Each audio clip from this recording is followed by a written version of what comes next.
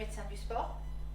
J'ai fait toute ma carrière professionnelle dans le sport. J'ai été médecin fédéral de pas mal de fédérations. J'ai travaillé aussi dans la lutte antidopage. J'ai été 9 ans médecin contrôleur. Donc j'ai fait des contrôles antidopage. J'ai travaillé à la direction régionale jeunesse et sport en tant que médecin conseiller. Là, je m'occupais de l'organisation de la santé des sportifs en Île-de-France, quel que soit leur niveau sportif. Je m'occupais de la prévention et des contrôles antidopage, puisque à l'époque, l'Agence française de lutte contre le dopage n'existait pas. Mhm. Et elle a été créée justement, et donc j'ai intégré cette AFLD, Agence française de lutte contre le dopage, en tant que responsable de la cellule médicale recherche prévention. J'y suis restée 7 ans. Et ensuite, j'ai intégré la direction des sports au ministère des Sports, où là, j'étais chargée du sport santé, du pôle sport santé bien-être plus exactement. Et au cours de donc, toutes ces années de vie professionnelle dans le monde du sport, je me suis rendu compte qu'il n'y avait rien de prévu, d'organisé pour prendre en charge les sportifs et sportives victimes de maltraitance. Au fur et à mesure que j'ai évolué justement dans cette carrière professionnelle, j'ai une étiquette de médecin. Donc les gens spontanément, quand ils apprenaient, quand ils étaient témoins de certaines maltraitances dans le monde du sport, ils ne savaient pas du tout vers qui se tourner. Et comme justement sur mon front j'avais écrit médecin, c'était vers moi qu'ils allaient très, très souvent.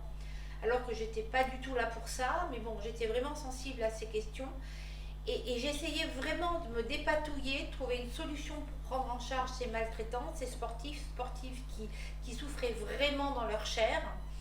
Et en fin de compte, je trouvais, tant bien que mal, avec mon réseau personnel, mais jamais avec quelque chose qui était déjà organisé au sein de l'institution.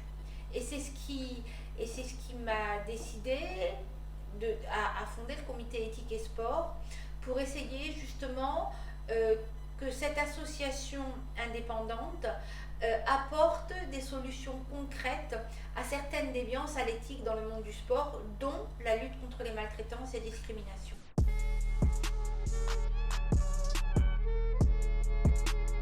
Actuellement, le comité éthique et sport a 4 groupes de travail. Le groupe sponsoring responsable. Au sein de ce groupe, on a des professionnels du sponsoring qui ont fait un rapport qui est d'ailleurs sur le site en libre accès, sur le site internet du comité en libre accès, qui faisait une photographie de l'aspect des sponsors français versus international. Et à la fin de ce rapport, il y a eu certaines préconisations qui en fin de compte demandaient aux sponsors d'être plus partie prenante dans la vie des équipes qui nous sponsorisaient. Par exemple, si jamais il y avait un problème de dopage au sein de leur équipe, au lieu de partir effarouchés en arrêtant toutes les subventions, ils travaillaient avec l'équipe, ils essayaient de comprendre concrètement pourquoi la personne incriminée s'était dopée et faire une véritable prévention antidopage. Pour la prévention santé aussi. Voilà, il y avait certaines préconisations, en fin de compte, d'un sponsoring plus responsable de son équipe. Deuxième groupe, prévention et lutte contre le dopage. Donc c'est vrai que j'ai une formation, une expérience en antidopage, donc automatiquement j'ai connu de l'intérieur ce monde. Et au sein du groupe antidopage du comité, on a la chance d'avoir je pense les principaux responsables en antidopage au niveau national qui connaissent bien cette thématique et cette problématique. Et ensemble, on a décidé de travailler sur la prévention essentiellement et l'information. Car actuellement, il nous semble que c'est vraiment ce qui pêche, parce que régulièrement, il y a des sportifs qui sont contrôlés positifs, et parce qu'ils ont pris un produit, mais ils ne savaient pas du tout que ce produit était dopant. Alors je ne donne pas d'excuses, etc. Mais dans la réalité, régulièrement, c'est aussi ce qu'on voit. comment dire, des notices de médicaments qui ne sont pas à jour et donc du coup qui mettent en danger hein, par rapport à ça le sportif, un médecin qui n'est pas au courant et qui prescrit un produit dopant, même si le sportif lui a dit mais attention je fais des compétitions, le médecin vérifie sur le Vidal, mais le Vidal n'est pas à jour. Donc du coup, il prescrit un médicament qui peut être sur la liste des produits dopants. Voilà. Et donc du coup, on travaille actuellement justement à la véritable prévention et information au niveau de la lutte antidopage. Troisième groupe, le groupe lutte contre les discriminations dans le sport. Ce groupe-là a fait une enquête qui est aussi une photographie de l'état de certaines discriminations dans le sport par rapport à la population non sportive. Quelles sont ces discriminations? Bien sûr les violences, l'homophobie, le racisme, l'antisémitisme, le sexisme. Et il y a certaines conclusions qui sont nées à l'issue de ce rapport, sur lesquelles actuellement nous travaillons, et afin justement de faire des propositions concrètes sur certaines de ces propositions. Et l'une justement de ces propositions a été d'ouvrir le numéro dont je vais vous parler maintenant, dans le groupe de prévention et lutte contre les maltraitances, d'ouvrir ce numéro d'appel réservé aux victimes aussi de discrimination, donc de sexisme, homophobie, etc., etc. Donc le dernier groupe, prévention et lutte contre les maltraitances, la préconisation du groupe de travail a été de créer une ligne d'appel réservée aux sportifs et sportives victimes de maltraitance dans le monde du sport. Alors maltraitance avec un S, bien sûr violence sexuelle, mais aussi harcèlement moral, psychologique, verbal, dopage, puisque dans certains cas le dopage est une maltraitance, maltraitance institutionnelle, médicale, toujours dans le monde du sport, et depuis peu c'est ouvert aux discriminations. Alors ce numéro d'appel, il est à disposition des sportifs et des sportives victimes, mais aussi maintenant on l'a vraiment élargi aux témoins, aux parents de victimes, que l'on prend maintenant en charge, aux présidents de clubs qui ont de plus en plus de problématiques par rapport à ces thématiques. Et donc, quand une de ces personnes nous appelle, donc ce numéro donc est à disposition de ces personnes 7 jours sur 7, de 8h à 22h, c'est toujours un médecin qui répond à l'appel, qui prend en charge la problématique que nous présente cette personne, et cette personne est ensuite dirigée vers l'antenne de sa région. Parce que nous avons certaines régions où nous avons des antennes. Au sein de cette antenne, il rencontre un avocat, un psychologue, il a déjà vu un médecin. Une fois qu'il a rencontré ces personnes, le médecin, le psychologue et l'avocat se réunissent, même virtuellement, hein, puisque comme on est un peu répartis dans toute la France, on fait souvent des conf-calls, et on discute du cas de cette personne pour essayer de lui proposer la meilleure solution possible, la meilleure réponse possible à sa demande au temps zéro. Parce que très souvent, ça évolue en fonction du temps. Hein. C'est le cas dans les violences sexuelles. Très souvent, les personnes nous appellent parce qu'elles sont vraiment... elles souffrent énormément, elles ont besoin de parler. Donc là, le but du jeu, c'est de les rassurer, de leur donner ce qu'elles pourraient avoir comme proposition, leur donner leur temps et attendre, les calmer et laisser le temps au temps. Et ensuite, à un moment, elles-mêmes, parfois, régulièrement même, elles décident de porter plainte ou d'aller plus loin. Mais on y va doucement parce que ce sont vraiment des personnes qui sont vraiment dans un état de souffrance très important. Et c'est vraiment elles qui nous donnent le timing. Et donc voilà, on accompagne les personnes et là où elles veulent aller, et puis quand c'est fini, quand elles veulent nous lâcher la main, elles nous lâchent la main. D'ailleurs, très souvent, il y a certaines de ces victimes qui rentrent au sein du comité pour travailler avec nous, c'est assez régulier. On fait parallèlement à ça des formations. On fait des formations très concrètes. Nous, on est dans le concret. Hein. C'est pour ça qu'on s'appelle un doutant. On essaie d'apporter des réponses concrètes aux problèmes concrets que se posent les gens de terrain et le monde du sport. En l'occurrence, ces formations donc, qui sont sur la prévention et la détection des maltraitances dans le monde du sport, essaye de proposer justement des réponses concrètes aux présidents de clubs, aux sportifs, aux parents sur ces thématiques.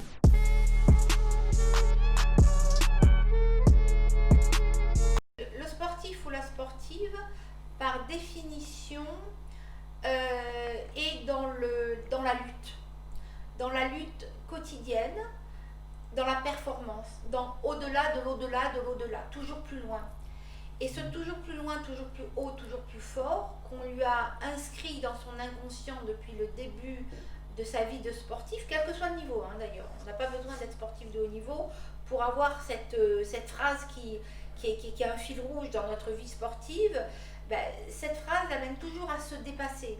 Donc sur le principe, c'est bien, parce qu'on ne reste pas assis dans son fauteuil. Et le sport en l'occurrence, il y a le sport loisir, mais il y a aussi le sport de performance qui donc amène le sportif à se dépasser. Mais par contre, se dépasser dans tous les cas et supporter tout dans tous les cas, c'est mauvais parce que parfois ça amène à une destruction de la personne. Et en l'occurrence là, dans la violence sexuelle, c'est le fait de vouloir tenir à tout prix, d'aller au-delà de cette souffrance, induit une destruction de la personne. Et c'est pour ça que le toujours plus loin, toujours plus haut, toujours plus fort, il faut le réserver au sport uniquement, et pas à sa vie personnelle et intime.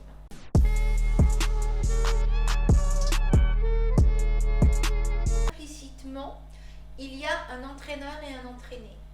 L'entraîneur, c'est le sachant, l'entraîneur, et l'entraîné, c'est celui qui veut apprendre pour atteindre la performance grâce au sachant. Donc automatiquement, il y a une relation pyramidale qui se fait. Il y a une relation de dépendance, mais qui peut être saine. Enfin, les enfants sont dépendants de leurs parents quand ils sont enfants, mais c'est sain quand la relation est saine. Et en général, d'ailleurs, dans le monde du sport, heureusement, la relation est saine.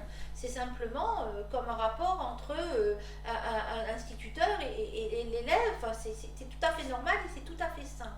Mais dans les mains de certaines personnes qui sont des prédateurs sexuels et qui sont justement dans le monde du sport pour profiter des biais que peut lui apporter ce monde du sport, de proximité par rapport aux sportifs, à l'enfant, à l'adolescent, cette dépendance tout à fait normale, tout à fait saine, tout à fait pédagogique entre un entraîneur et son sportif ou sa sportive devient emprise dans les mains de ces personnes qui sont des prédateurs sexuels. Et l'emprise est quelque chose de cloisonnant, d'hyper cloisonnant pour le sportif ou la sportive qui ne peut pas s'en défaire. C'est une prison une boîte dans laquelle le met l'entraîneur, une boîte dans laquelle il ou elle n'arrive pas à sortir ou de façon très douloureuse et très difficile. De la dépendance pédagogique, on peut en sortir. On dit non, j'ai pas envie d'apprendre mes leçons. Et voilà, on en sort. Mais l'emprise, même si on en a envie, si on en a besoin parce qu'elle est vecteur de souffrance, on n'arrive pas à en sortir. C'est vraiment un mécanisme psychologique très pervers qui vous emprisonne.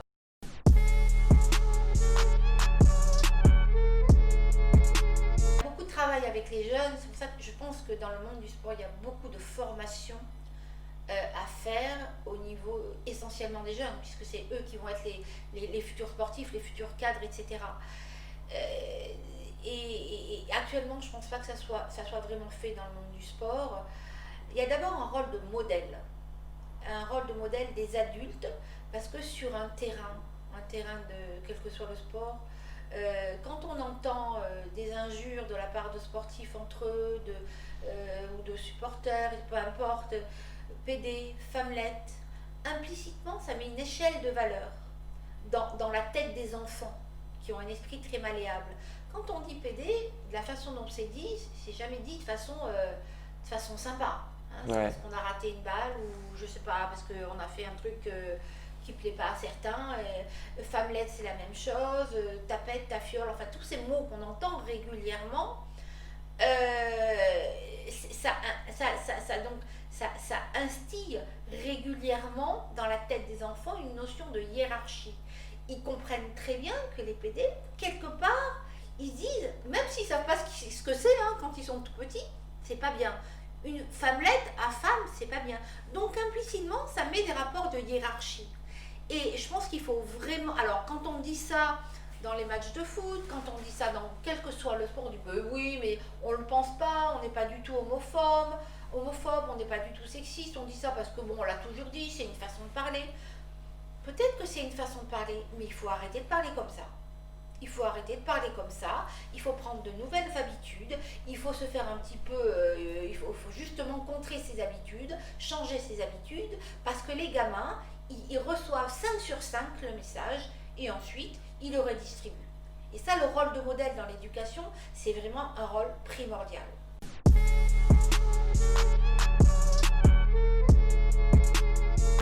Alors, gérer une involution. Une involution, carrément. Et c'est d'ailleurs la raison pour laquelle je suis partie de la Fédération de boxe française. Ça n'a rien à voir avec les cadres, qui sont vraiment des gens très bien et qui sont absolument pas sexistes, mais justement, je leur en ai parlé, je leur ai expliqué pourquoi je partais. Il y a 25-30 ans, il y avait une excellente ambiance. Quand on était, qu'on soit femme ou homme, quand on arrivait en tant que médecin, on était un médecin. Qu'on soit femme ou homme, la question n'était pas là. Et au fur et à mesure des années, par rapport au public, par rapport aux entraîneurs, personnellement, mais je pense que c'était la même chose aussi, enfin je sais que c'était la même chose pour certaines femmes médecins au sein de la fédération, on ne voyait en nous qu'une femme et non pas un médecin. Par exemple, une fois il y a eu un chaos sur le ring et la personne s'est relevée et donc j'ai voulu aller, c'était un homme, j'ai voulu aller examiner le tireur dans les vestiaires parce que c'était d'abord c'est mon job. Et puis bon, c'était dangereux pour lui, il pouvait avoir un grave problème de santé après ce chaos, donc je voulais l'examiner. On m'a empêché de rentrer dans le ring, on m'a empêché de rentrer dans le vestiaire parce que j'étais une femme. Alors que bien sûr, j'étais un médecin, etc. Il savait que j'étais médecin puisque j'étais au pied du ring, il m'avait vu monter sur le ring. Non, j'étais une femme, donc je n'avais pas accès au vestiaire.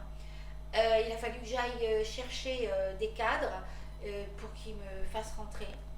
Une autre fois, il y a une petite jeune fille qui s'était blessée. Elle vient avec son entraîneur, donc je l'examine, etc. Je dis ce qu'il faut faire, je commence à la soigner. Et son entraîneur dit, bon, est-ce qu'il n'y a pas un vrai médecin ? Je dis, mais je suis médecin. Non, j'étais une femme, donc je n'étais pas un vrai médecin. Et il a voulu, de toute façon j'étais le seul médecin, donc voilà, donc il n'y a pas eu de souci. Les cadres qui étaient là, m'ont fait respecter, etc. Il n'y a pas de souci. Mais quand à chaque fois vous avez ce style de remarque, parce que ce style de remarque, il y a des gens tordus partout, c'est pas un souci, mais très très régulièrement et de plus en plus régulièrement, bon voilà. Et avant il n'y avait pas ça.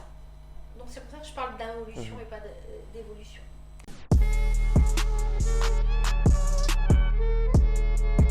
Je pense que c'est vraiment à la femme de faire sa place, très clairement. Les hommes, et surtout ceux qui sont bien installés depuis des années et des décennies, ne laisseront jamais la place aux femmes. Donc c'est à la femme à faire sa place, tout simplement. On n'a pas à demander la permission, il faut y aller. Il faut lutter, il faut peut-être même être meilleur que les autres, il faut faire la place pour les générations qui vont venir, de filles.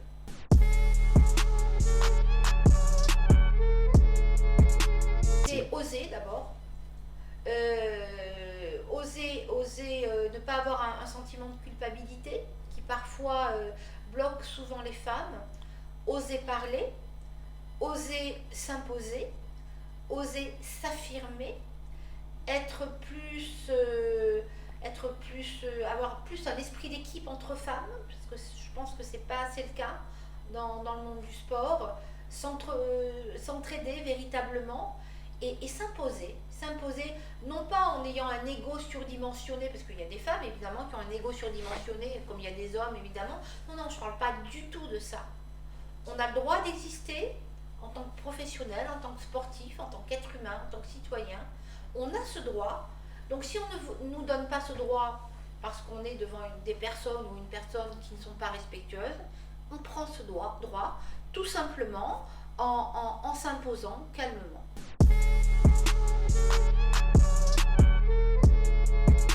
Alors ce partenariat est uniquement sur la prévention des maltraitances dans le monde du sport.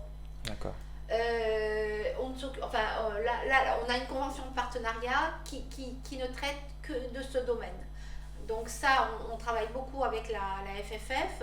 On a fait des fiches pédagogiques à destination des éducateurs sportifs et des enfants qui justement vont être un support pédagogique pour lutter contre les maltraitances dans le sport chez ces enfants, pour pouvoir reconnaître justement les signes qui peuvent mettre en alerte sur une maltraitance chez un de ces enfants, pour pouvoir aussi alerter les enfants, leur dire bon, certains touchés ne sont pas normaux, apprendre à dire non sur certains touchés, parler des vestiaires, parler des douches, et alerter les enfants justement aussi, on parlait des femmes tout à l'heure, sur le fait que eux aussi ont le droit de dire non dans certains cas.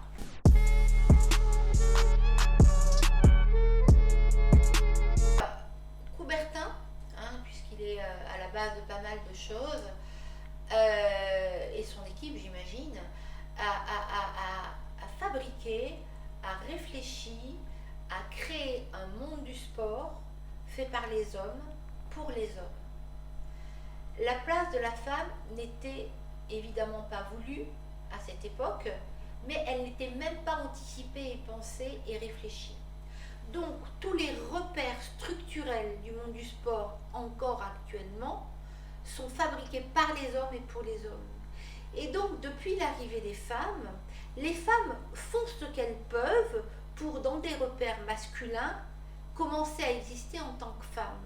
Par exemple, nous on a de plus en plus au niveau de notre ligne d'appel des appels pour des discriminations sur les aides, sur les sponsorings apportés aux femmes.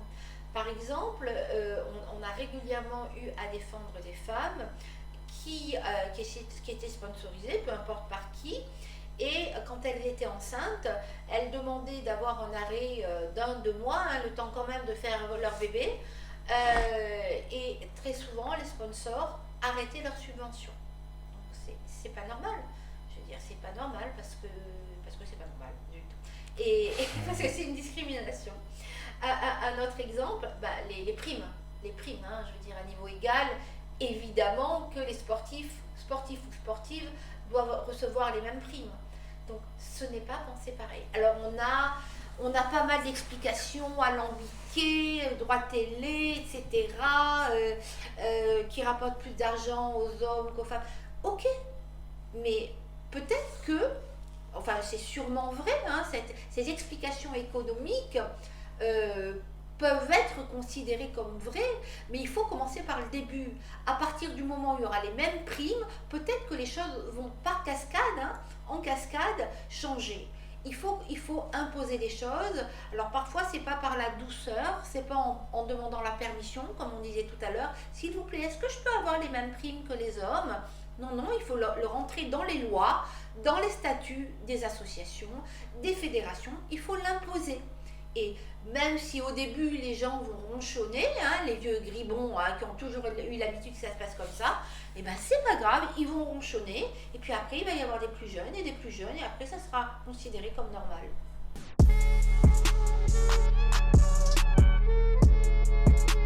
Et bien sûr, si en demandant poliment la permission, on nous ignore, il faut y aller. C'est en ça, mais ça justement, il y a pas mal d'études qui le prouvent. La femme n'ose pas. La femme n'ose pas réclamer, elle n'ose pas, elle se sous-évalue, elle se culpabilise, et quand on dit non, ok, pas souvent, mais régulièrement. Non, on dit non, on dit oui plus fort. Et puis si on a dit oui plus fort, on nous entend toujours pas, on fait ce qu'il faut, on va au tribunal, on impose. Il faut que ça rentre dans les lois, il faut que ça soit imposé si on n'est pas écouté. Mais je suis sûre qu'il y a des personnes avec qui on peut le faire, ou des institutions avec qui on peut le faire de façon tout à fait cordiale, et c'est toujours une question d'humain dépendant. C'est comme d'habitude.